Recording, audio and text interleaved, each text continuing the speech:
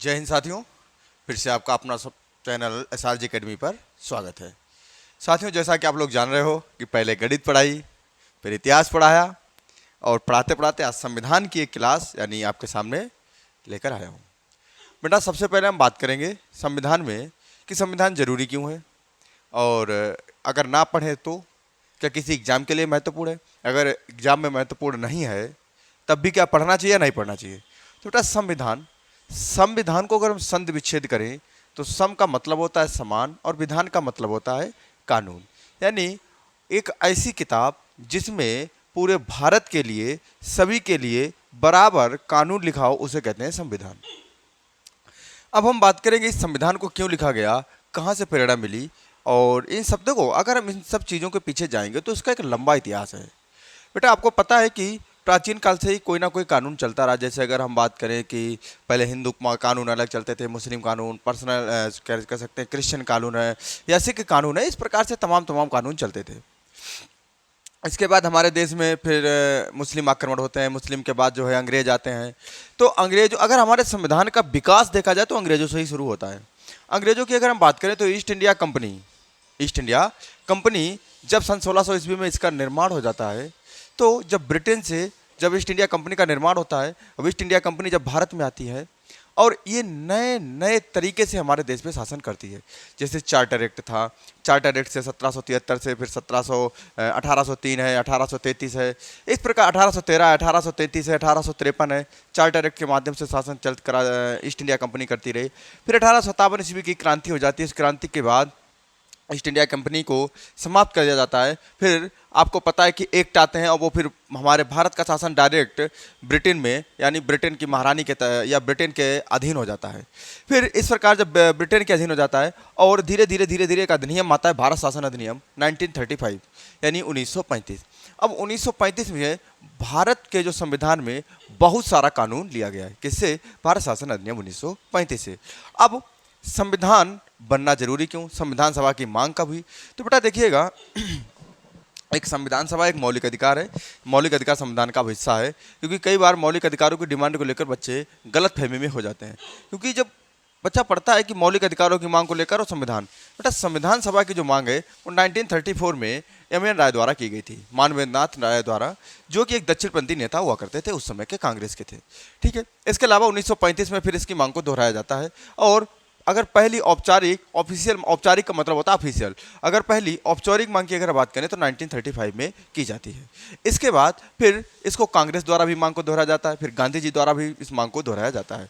इसके तहत अंग्रेजों ने क्या किया कि चूंकि अंग्रेज इस बात को टहलाते रहे किसी तरह से कि हम आपको संविधान सभा में हिस्सा देंगे, लेकिन अंग्रेजों ने हमें हमें संतोषजनक कोई भी जवाब नहीं दिया। इसके बाद फिर समय बीतता जाता है और 1942 में एक आंदोलन शुरू हो जाता है, भारत छोड़ो आंदोलन। अच्छा, भारत छोड़ो आंदोलन का मामला सिर्फ इतना था, क्योंकि उधर यूरोप में द्वितीय विश्व युद्ध चल रहा था। द्वितीय विश्व युद्ध 1939 से 1945 तक चला।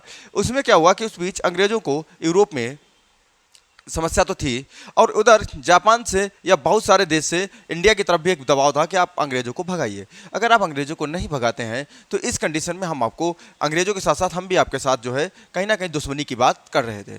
इधर हमारे जो गांधी जी थे, उन्होंने 1942 में एक आंदोलन शुरू किया जिसका नाम था भारत छोड़ो आंदोलन। अब हम इधर अंग्रेजों को देखें तो अंग्रेजों के इधर से पैर उखड़ चुके थे, और उस उखड़ते हुए पैर को देखते हुए उन्होंने एक स्टेफर्ड क्रिप्स के नाम से एक व्यक्ति को भेजा जिसका नाम था क्रिप्स मिशन, या इसे क्रिप्स प्रस्ताव कह सकते हैं। ये चूंकि भारत में 1942 में आया था और स्टेफर्ड क्रिप्स की अध्यक्षता में आया, और इसकी अध्यक्षता के बाद जब ये भारत में आया, इस कहीं ना कहीं ये हिंदू और मुस्लिम के आधार पर बंटवारा कर रहा था। जब ये हिंदू मुस्लिम के आधार पर बंटवारा कर रहा था तो इसको मुस्लिम लीग ने सिरे से खारिज कर दिया। बाद में कांग्रेस ने भी उसको मानने से इनकार कर दिया। इधर अंग्रेजों को लगने लगा था कि अब इंडियन ये मानने वाले नहीं हैं। अच्छा, इधर दूसरी तरफ इसके ही पैरेलल अगर हम बात करें तो हमारे एक नेता हुए डॉक्टर सुभाष चंद्र बोस, जो कि काफी काबिल, योग्य और शिक्षित नेता थे। आपको पता है इतिहास में उनको नेताजी के नाम से भी कहा गया है। बाकी किसी को नेताजी के नाम से नहीं पुकारा गया है, लेकिन नेताजी सुभाष चंद्र बोस ने, आपको पता है, एक इनके पैरेलल आर्मी खड़ी कर दी थी और पैरेलल सरकार चलाने का पूरा प्लान बना लिया था। अब सुभाष चंद्र बोस की जो भारतीय जो आर्मी थी, आज़ाद हिंद फौज जो आर्मी थी, इसको लगभग 11 देशों ने, यानी सिंगापुर जैसे, जापान जैसे 11 देशों ने, जर्मनी ने मंजूरी भी दे दी थी। अंग्रेजों को लगने लगा कि अब ये आदमी हमें नहीं मानने वाला है। इधर गांधी जी ने भारत छोड़ो आंदोलन भी शुरू कर दिया। तो बहुत सारी समस्याएं अंग्रेजों को लगने लगी थी कि अब नहीं, अब मुझे छोड़ के जाना ही होगा। इसलिए सन 1946 में कैबिनेट मिशन भारत में आता है, जिसके 3 सदस्य होते हैं। स्टेफर्ड क्रिप्स भी उसके सदस्य में, और अलेक्जेंडर इसके सदस्य होते हैं, और इसके अध्यक्ष होते हैं। देखो अभी मेरे दिमाग में आ रहा था, खैर कोई नहीं, आप लोग सर्च कर सकते हो। कैबिनेट मिशन के जो अध्यक्ष थे, थोड़ा सा हम इसमें कन्फ्यूजन, थोड़ा सा मेरे दिमाग से उतर गया है। तो कैबिनेट मिशन आता है भारत में, और कैबिनेट मिशन 1946 में आता है, और इसने भारतीयों से ये कहा कि आप वो तो ठीक है, हम आपको आज़ाद कर सकते हैं, लेकिन आप मुझे एक बात ये बताइए कि क्या मतलब अगर हम आपको स्वतंत्रता दे दें, आप संविधान, पहले तो आप ये बताइए आप अपना देश चलाएंगे कैसे। तो इस चीज़ के लिए हमारे भारतीयों ने ये कहा, क्योंकि अंग्रेजों को ये लग रहा था कि ये भारतीय हैं, ये लगभग अगर मुस्लिमों से देखें और अंग्रेजों से देखें तो 700-900 साल की करीब गुलामी वाला देश अपने लिए स्वयं कैसे कानून बनाएगा। लेकिन उन्हें पता नहीं, हमारे देश में एक भीमराव अम्बेडकर और एम एन राय जैसे लोग बैठे हुए थे, ठीक है, BN राव जैसे लोग बैठे हुए थे, तो वो डरने वाले नहीं थे, वो कानून बना सकते थे। तो इसलिए जब कैबिनेट मिशन आता है, कैबिनेट मिशन के तहत संविधान सभा का गठन होता है मार्च 1946 में, और इसके अलावा संविधान सभा का चुनाव अगस्त और जुलाई और अगस्त 1996 में इसका चुनाव हो जाता है, और इसकी पहली बैठक होती है। चूंकि आपको पता है, हालांकि ये इतिहास की चीज़ें हैं, जब मैं इतिहास में आपको आधुनिक भारत का इतिहास पढ़ाऊंगा, उसमें वन बाई सारी चीज़ें आपको बताने वाला होऊंगा। इसलिए मैं आपको, क्योंकि संविधान की बात कर रहे हैं, इसलिए धीरे धीरे मैंने आपको पूरा विकास बताया है। अब अगर हम बात करें तो संविधान सभा का चुनाव हो जाता है 6 दिसंबर 1946 को। संविधान की पहली बैठक होती है, नहीं सॉरी, संविधान सभा का निर्माण हो जाता है। संविधान सभा का निर्माण जो है 6 दिसंबर 1946 को होता है, और फिर 1946 को 9 दिसंबर 1946 को संविधान सभा की पहली बैठक हो जाती है, और इसमें डॉक्टर सच्चिदानंद सिन्हा को फ्रांस की तर्ज पर पहला अस्थायी अध्यक्ष बनाया जाता है। फ्रांस की तर्ज का मतलब होता है उम्र में, क्योंकि फ्रांस में यह बनाया गया था कि जो सबसे ज़्यादा उम्र दराज है उसको ही अध्यक्ष बनाया गया था। अब जस्ट दूसरे दिन, यानी 11 दिसंबर 1946 को दूसरी संविधान सभा की बैठक होती है। बच्चों, आपके मन में ये चल रहा होगा कि अगर जो बैठकें थीं वो कहाँ हो रही थी, तो दिल्ली में जो 1921 में संसद, 1926 में संसद भवन बनकर तैयार हुई थी, उसी में संविधान सभा की बैठक हो रही थी। संसद में, सेंट्रल हॉल में। कहाँ पर? सेंट्रल हॉल में, ठीक है।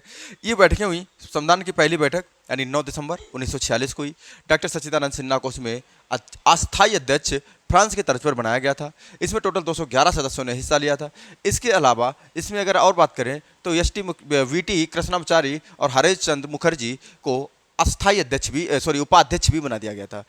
फिर 11 दिसंबर को डॉक्टर सच्चिदानंद सिन्हा को स्थायी अध्यक्ष बनाया गया, और 13 दिसंबर को जब संविधान की तीसरी बैठक हुई, तो तीसरी बैठक में 13 दिसंबर 1946 की हुई थी। इसमें खास ये रहा था कि जो हमारे देश के प्रथम प्रधानमंत्री रहे थे पंडित जवाहरलाल नेहरू ने उसमें संविधान सभा को प्रस्ताव को, यानी उद्देशिका को पेश किया था, और उद्देशिका को पेश करने के बाद 22 जनवरी सन 1947 को सर्वसम्मति से स्वीकार कर लिया गया।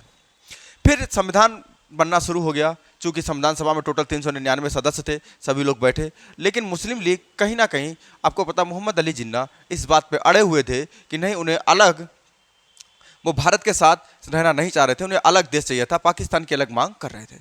इस मांग के आधार पर समय बीता रहा, अप्रैल, यानी वो संविधान सभा की बैठकों में हिस्सा नहीं ले रहे थे। हालांकि बाद में तो इसमें लिया भी, लेकिन आपको पता है कि मोहम्मद अली जिन्ना की मांग पर 3 जून सन 1947 को एक माउंटबेटन योजना आती है, जिसके तहत भारत और पाकिस्तान का विभाजन यानी बंटवारा तय हो गया। अब भारत और पाकिस्तान का जो बंटवारा तय होता है उसमें 3 जून सन 1947 को। इसके बाद चूंकि अब बंटवारा तय होगा तो पाकिस्तान का अलग संविधान बनना था, हिंदुस्तान का अलग बनना था। पाकिस्तान में जो अपने सदस्य थे वो अपने पाकिस्तान में चले गए, बाकी इंडिया में बचे 299। इन 299 सदस्यों ने लगभग जो है 2 वर्ष 11 महीना 18 दिन अपना अथक प्रयासों से संविधान को बनाने में सफलता पाई। इसमें कुल समितियां 22 बनी थी, जिसमें 14 + 8 यानी बड़ी और छोटी समितियों को बांटा गया था। इसमें एक सबसे बड़ी जो समिति थी प्रारूप समिति। प्रारूप समिति की अगर बात करें, पूरा ड्राफ्ट तैयार करना, संविधान कैसा होना चाहिए, क्या होना चाहिए, उसके चेयरमैन थे हमारे माननीय सम्मानीय जो पूजनीय बाबा साहब अम्बेडकर, वो इसके अध्यक्ष थे। अम्बेडकर साहब को अगर हम बात करें, उन पर एक अलग व्यक्तित्व है, उन पर अलग कभी वीडियो जरूर बनाएंगे। और इस प्रकार जो है बाबा साहब के नेतृत्व में पूरा संविधान बन रहा है। इस संविधान को लिखने का काम जो किया था प्रेम बिहारी नारायण रायजादा ने, और इसको जो है अलंकृत आनंद मोहन बोस ने इसको अलंकृत करने का काम किया था। इसको प्रतीक के रूप में, यानी अगर बात करें तो हाथी इसको प्रतीक के रूप में लिया गया था, यानी विरासत पशु जो है उसको प्रतीक के रूप में लिया गया था। इस प्रकार संविधान बना 2 वर्ष 11 माह 18 दिन। और संविधान में जो आपको पता है, चूंकि हमारे देश का जो संविधान बना है ये किसी भी प्रकार से किसी भी जात, किसी भी धर्म, किसी भी मजहब, किसी भी विशेष स्थान पर रहने वाले व्यक्ति को कोई बढ़ावा नहीं देता है। ये हमारे देश का संविधान है। और इसके बाद 26 नवंबर सन 1949 को अंतिम बैठक होती है और इस प्रकार 284 सदस्यों के हस्ताक्षर के साथ संविधान बनकर तैयार होता है। यही अगर हम बात करें तो 26 नवंबर को संविधान दिवस के रूप में मनाते हैं। और संविधान में लगभग कहीं ना कहीं तो बहुत सारे अनुच्छेद जो है वो 26 नवंबर को लागू भी हो गए थे। इसके बाद 26 जनवरी सन 1950 को संविधान पूर्ण रूप से लागू हो जाता है और इसको हम गणतंत्र दिवस के रूप में मनाते हैं। अब देखिए, एक बात क्वेश्चन यहाँ से उठता है कि 26 जनवरी ही क्यों, जबकि हमारे देश के पहले राष्ट्रपति जो थे वो डॉक्टर राजेंद्र प्रसाद 24 जनवरी को हुए। और अगर हम यहीं पर दूसरी बात करें, राष्ट्रीय गान, राष्ट्रीय गीत, ये सब 24 जनवरी को घोषित कर दिया गया। अगर हमारे प्रथम राष्ट्रपति जो संविधान है वो 26 जनवरी को ही क्यों, चूँकि दिसंबर 1930 में हमारे जो देश के प्रथम प्रधानमंत्री पंडित जवाहरलाल नेहरू थे, उन्होंने लाहौर में रावी नदी के तट पर तिरंगा फहराया था और पूर्ण स्वराज की मांग की थी। इसलिए उसे स्वतंत्रता दिवस के रूप में मनाया जाता था और लोगों के मन में ये था कि कहीं आने वाली हमारी जो पीढ़ियां हैं वो इस तारीख को भूल ना जाएं, इसलिए संविधान को लागू किया। आज भी हम उसे गणतंत्र दिवस के रूप में मनाते हैं। अब जरा इस पे देखिएगा कि भारत के संविधान, सम मतलब बराबर, विधान मतलब मैंने आपको बता दिया कानून, यानी जिस देश में यानी सभी के लिए बराबर कानून, ऐसी पुस्तक जिसमें सभी के लिए बराबर कानून लिखा है उसे क्या कहते हैं, संविधान। राज्य व्यवस्था की अगर हम बात करें, राज्य की व्यवस्था, ठीक है, यानी राज्य की व्यवस्था, यानी राज्य कैसे चलता है, उसमें पुलिस प्रणाली क्या होगी, इकोनॉमिक सिस्टम यानी income, outcome, police, law and order, ये सारी चीज़ें मिला के राज्य व्यवस्था होता है। ये आप बहुत चीज़ें देखो, राज्य शब्द को परिभाषा, अगर हम राज्य शब्द को परिभाषित करें, अनुच्छेद 12 और 36 में इसकी परिभाषा दी गई है, लेकिन इसको एक शब्द में परिभाषित नहीं किया जा सकता है। राज्य का मतलब होता है, बस इतना याद रखना, अपनी जमीन, अपनी जनसंख्या और अपना पूर्ण प्रभुत्व जिस पर स्वयं वो शासन करे, ये 2-3 चीज़ मिला दें तो ये बन जाता है राज्य। ठीक है, ये समय समय पर निर्धारित किया जाता है कि कौन चीज़ राज्य के अंदर है, कौन सी नहीं है। तो बेटा, अगर हम संविधान में, आज हम सबसे पहले चर्चा करेंगे संविधान की, राज्य व्यवस्था अभी चर्चा नहीं करने वाले हैं। अगर हम चर्चा करें संविधान, तो चूंकि इतिहास की चीजें हम संविधान में अभी नहीं शुरू करेंगे, इतिहास की चीजों को हम इतिहास में ही लेकर चलेंगे। संविधान को अगर हम बात करें तो देखिएगा, इसको पहला क्वेश्चन अगर हम बात करें, संविधान बनने में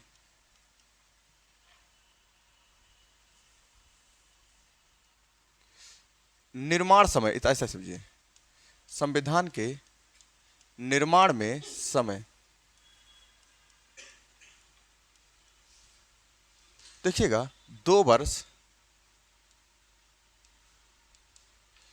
11 माह और 18 दिन,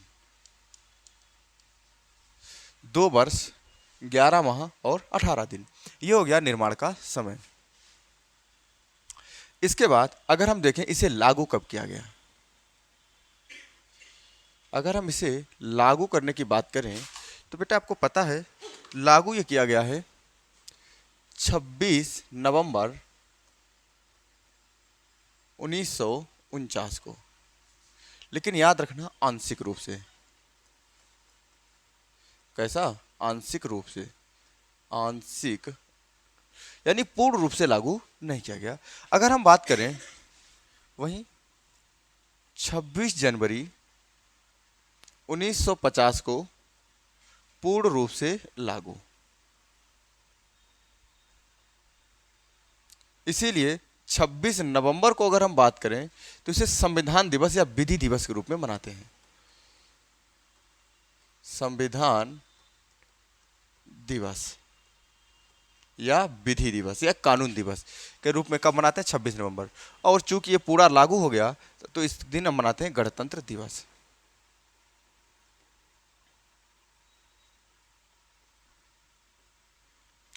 क्या कोई बताएगा कि इसे गणतंत्र दिवस क्यों कहते हैं, गणों का तंत्र है, और गण किसे कहते हैं, ये चीज़ें आपको लिखनी होगी कमेंट बॉक्स में, ठीक है। नहीं तो फिर हम बताएंगे, आप लोग कोई भी जवाब नहीं लिखते, बहुत गलत बात है, लिखा करो, क्योंकि अब नहीं लिखोगे तो फिर थोड़े दिन बाद हम ही बताने लगेंगे ना लिखो।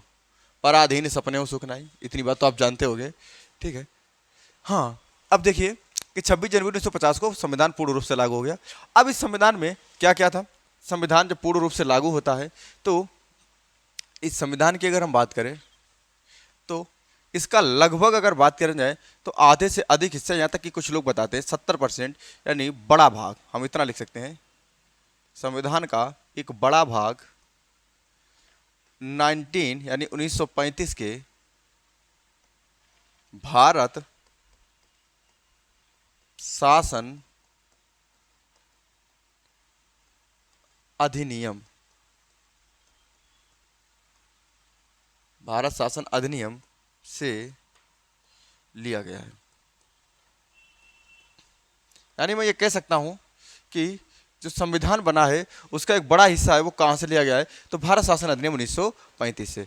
इसके अलावा हमारे जो संविधान निर्माता थे, उन्होंने 60 प्लस देशों का अध्ययन किया है, 60 प्लस देशों का अध्ययन किया था, ठीक है, 60 प्लस देशों का अध्ययन किया। अब 60 प्लस देशों का अध्ययन किया, जैसे आपको पता है कि मौलिक अधिकार अमेरिका से लिया गया है। राष्ट्रपति पद का टॉपिक कहाँ से लिया गया है, बेटा याद रखना, राष्ट्रपति जो पद है वो राष्ट्रपति पद जो है ब्रिटेन से लिया गया है, ठीक है। मौलिक अधिकार, अब देखिए जैसे पूरी संसदीय प्रणाली है, ये ब्रिटेन से ली गई है। मौलिक अधिकार अमेरिका से लिए गए। अगर देखो वहीं पे अगर हम बात करें संविधान में संशोधन की प्रक्रिया कहाँ से ली गई, दक्षिण अफ्रीका से ली गई। आपातकालीन कहाँ से लिया गया है, जर्मनी से लिया गया है, ठीक है। जैसे अगर हम बात करें मौलिक कर्तव्य कहाँ से लिए गए, रूस से लिए गए। नीति निर्देशक तत्व कहाँ से लिए गए, आयरलैंड से लिए गए। तो इस प्रकार से हमारे देश में लगभग कितने 60 प्लस देशों का अध्ययन किया गया, और मैंने आपको कुछ खास आपको बताया, ठीक है, कि कौन सी प्रक्रिया कहाँ से ली गई है। अब संविधान जब बनकर तैयार हुआ, तो जब संविधान में बनकर तैयार हुआ तो इसमें आपको एक बात याद रखना होना चाहिए कि इसमें कुल भाग जब थे, यानी भाग तो 22 थे। कितने थे, 22। अनुसूची कितनी थी, तो याद रखना अनुसूची 8 थी। कितनी थी, 8। अनुच्छेद कितने थे, अनुच्छेद जो थे वो थे इसके 395। इतना पार्ट संविधान समेटे हुए था। लेकिन याद रखना इसमें समय समय पर संशोधन होता रहा। अब अच्छा एक चीज आपने देखिएगा कि हमारे देश का संविधान कठोर है या लचीला है, तो याद रखना हमारे देश का जो संविधान है ना ही ज़्यादा कठोर है ना ही ज़्यादा लचीला है, यानी कठोर और लचीलेपन का अनोखा मिश्रण जो है वो हमारे देश का संविधान है। अब कोई कहेगा कि सर जी ये बात सिद्ध करिए कि कठोर भी है और लचीला भी है। बेटा आपको पता है हमारे देश में जो संविधान में संशोधन होता है वो संशोधन साधारण बहुमत से होने का मतलब नॉर्मल है। विशेष बहुमत का मतलब कठोर है। विशेष बहुमत प्लस आधे से अधिक राज्यों का समर्थन यानी बहुत कठोर है। यानी कहीं कहीं पर लचीला यानी साधारण बहुमत है, कठोर है विशेष बहुमत। विशेष बहुमत प्लस आधे से अधिक राज्यों का समर्थन बहुत ज्यादा कठोर हो जाता है। अब अगर हम बात करें भाग कितने हैं, 22। आपको पता है इसमें कुछ पार्ट और जोड़ दिए गए हैं, कुछ पार्ट यानी 3 इसमें और जोड़ दिए गए हैं, ठीक है। आपको पता है अनुसूची, भैया ये 88 क्यों लिखी है, 8 ही तो है ना। कितनी है, 8। इसमें अगर हम देखें तो 1 1 1 यानी 4 और जोड़ दी गई, ये टोटल हो गई हैं 12। और इसमें अनुच्छेद और बढ़ू के टोटल अगर इनके पार्ट 8 मिलाकर देखा जाए तो लगभग 448 के भी पार जा चुके हैं, ठीक है। और ये भाग लगभग कहाँ तक आ गए हैं, 25 तक। बेटा देखिएगा वैसे अगर हम बात करें भाग 25 और अनुच्छेद, चूंकि अनुसूची 12 है इसमें कोई शक नहीं, ये 12 है, 8 थी 12 हो गई। अभी उत्तर प्रदेश पुलिस ने एक क्वेश्चन पूछा था 2019 में कि संविधान में कुल कितने भाग हैं। तो बेटा देखिए बहुत सारे बच्चों ने 22 भाग लगाया था, उसने गलत माना है और उसने 25 सही माना था। क्योंकि 22 भाग हैं और 3 जो है संशोधन हो गए, 22 और 3 25। हालांकि ये भाग अलग से नहीं है, जो भाग हैं 22 ये अलग से नहीं है। उसी में जैसे मान लीजिए कि कोई भाग है, जैसे संविधान का भाग 4 है, अब भाग 4 में ही एक और जोड़ दिया तो भाग 4A, ठीक है। और उसको मौलिक कर्तव्य दे दिया गया। तो इस प्रकार से अगर इनके पार्ट जोड़ देंगे तो क्या बन जाएगा 25। इसी प्रकार के अनुच्छेद में पार्ट जोड़ देंगे तो 448। लेकिन अगर आपसे पूछा जाए मूल भाग आज भी 22 और अनुच्छेद 395 है। ठीक है, अनुसूची लेकिन 8 थी, 4 बढ़कर ये 12 हैं। ठीक है, इतनी चीजें आपको याद रखना है। तो बेटा आज मैं आपको ज्यादा नहीं अनुसूचियों पर चर्चा करने वाला हूं, और पहले आज अनुसूची निपटा देते हैं। देखिए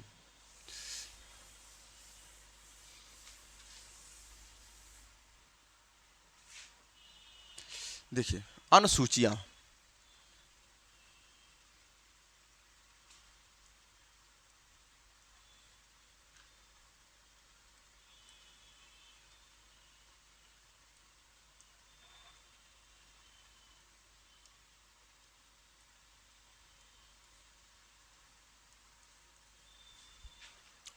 देखिए आपको पता होना चाहिए, पहले तो आपको पता होना चाहिए थी संख्या है, तो ये है 8 + 4 बराबर 12। इसका मतलब ये हुआ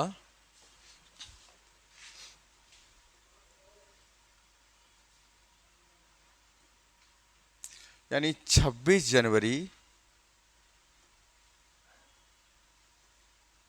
1950 को, और इसके अलावा वर्तमान में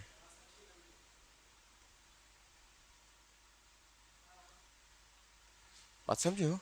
ठीक है, यानी 26 जनवरी 1950 को 8 अनुसूचियां थी, फिर एक एक एक एक करके जुड़ती रही। जैसे आपको पता 9वीं अनुसूची पहला संविधान संशोधन 1951 में जो भूमि सुधार को संबंधित था, फिर इसके बाद 10वीं अनुसूची 52वें संविधान संशोधन दल बदल था जो 1952 में संविधान संशोधन 1985 में जुड़ी, फिर 11वीं अनुसूची और 12वीं अनुसूची जो है जो पंचायत से संबंधित ग्राम पंचायत और नगर पंचायत, और जो 73वें और 74वें संविधान संशोधन 1992 में जुड़ती हैं।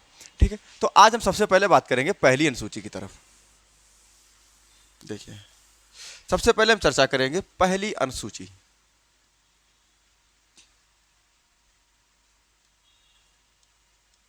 पहली अनुसूची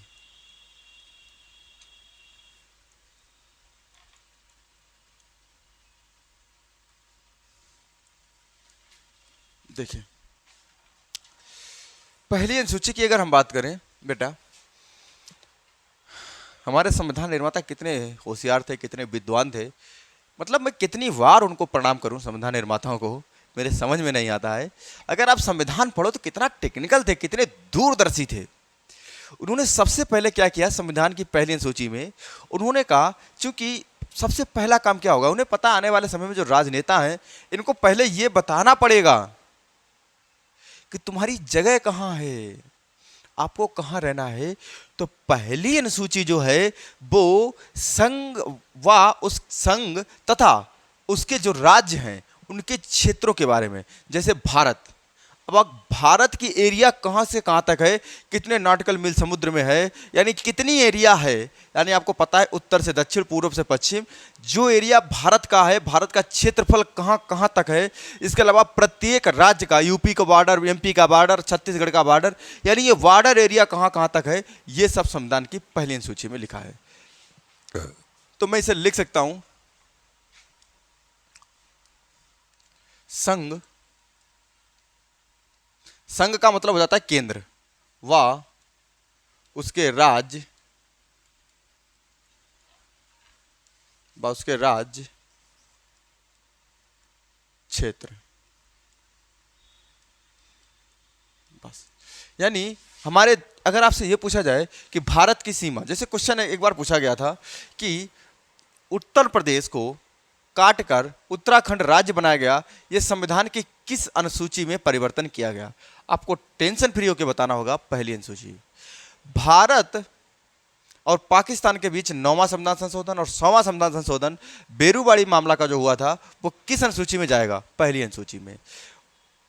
अगर बात की जाए कि जम्मू कश्मीर में काटकर जो 2 संघ शासित राज्य बनाए गए ये किस अनुसूची में जाएंगे, तो पहली अनुसूची में।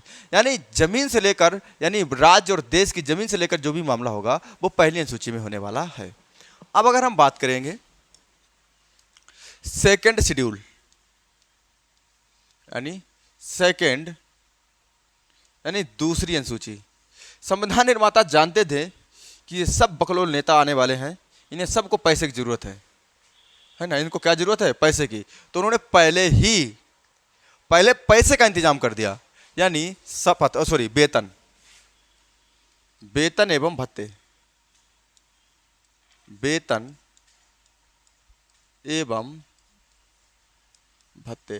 देखिए बच्चों के मन में चल रहा होगा सर जी वेतन एवं भत्ते, वो तो ठीक है, किसका वेतन? तो एक बात आप मान लीजिए, जैसे प्रधानमंत्री का वेतन इसमें नहीं है, ना मुख्यमंत्री का वेतन है, राष्ट्रपति का वेतन है, उपराष्ट्रपति का वेतन है, सुप्रीम कोर्ट के मुख्य न्यायाधीशों का वेतन है, इसके अलावा राज्यपाल का वेतन है, कैग का वेतन है, ठीक है। इनको एक साथ इसलिए नहीं लिखाएंगे यहाँ पर क्योंकि अभी आपको पता है जब राष्ट्रपति टॉपिक पढ़ाएंगे तो उसमें बताने होगा कि इनका वेतन संविधान की पहली अनुसूची में, ठीक है, मुख्य न्यायाधीश को बताने होगा। तो जब एक किसी टॉपिक को अभी संविधान के अंदर कहीं पढ़ना है तो उसको हम यहाँ पे लोड बना के नहीं पढ़ेंगे, आराम से आप पढ़िएगा, ठीक है। अगली तीसरी अनुसूची की हम बात करेंगे।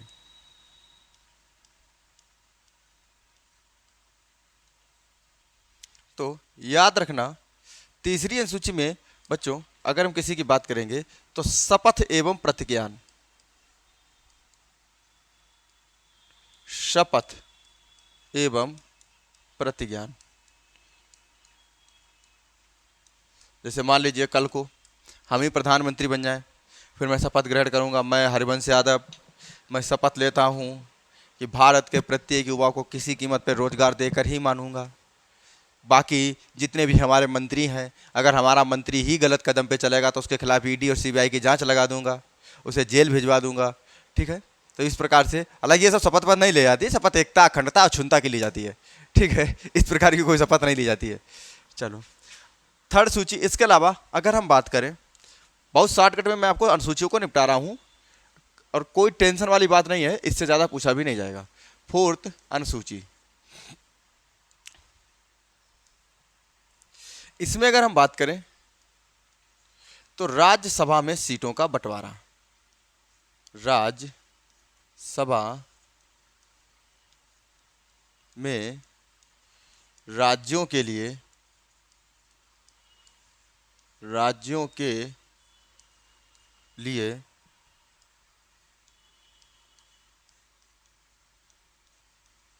सीटों का बंटवारा।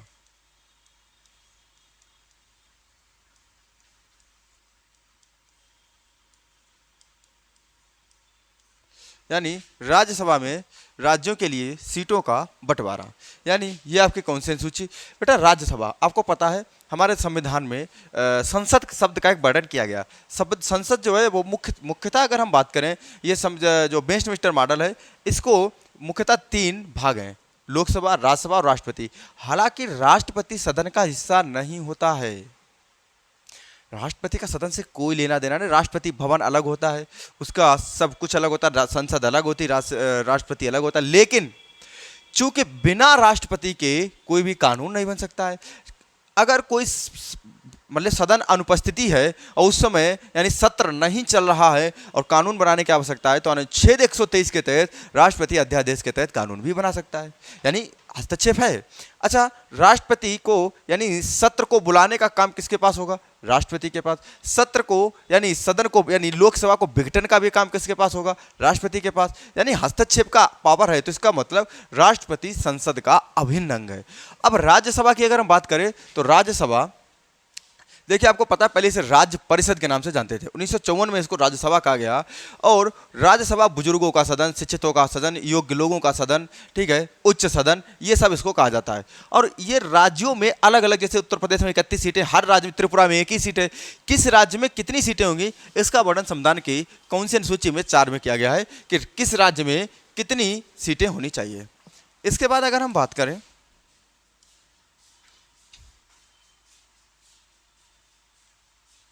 पांचवी अनुसूची, आपको पता होना चाहिए एससी एसटी क्षेत्रों के लिए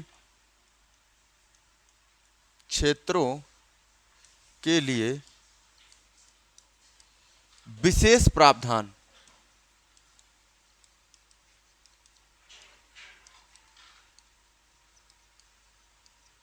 एससी एसटी क्षेत्रों के लिए विशेष प्रावधान। अगर हम 5वीं यानी एससी का मतलब होता है शेड्यूल कास्ट, यानी अनुसूचित, ठीक है। एसटी का मतलब अनुसूचित जनजाति, यानी अनुसूचित जाति और जनजाति जो क्षेत्र हैं, यानी देश में बहुत सारी एरिया ऐसी हैं जो अनुसूचित जाति हैं, जनजाति हैं, इनके क्षेत्रों में इनके लिए विशेष कानून, इनके लिए विशेष छूट, विशेष प्रावधान का प्रावधान किया गया है। ये संविधान की कौन सी अनुसूची है? 5वीं में। लेकिन इसमें कुछ राज्य छूट गए हैं, कुछ राज्य छूट गए हैं, तो उनको किस में लाया जाएगा? तो इसके उनको अगर हम बात करें तो उनको 6ठी अनुसूची में डाल दिया गया है। किसमें? उनको डाल दिया गया है 6ठी अनुसूची में। 6ठी अनुसूची को आप याद कर सकते हो AMTM, AMTM, AMTM। ए का मतलब हो जाता है AMTM। ए का मतलब असम, मिजोरम,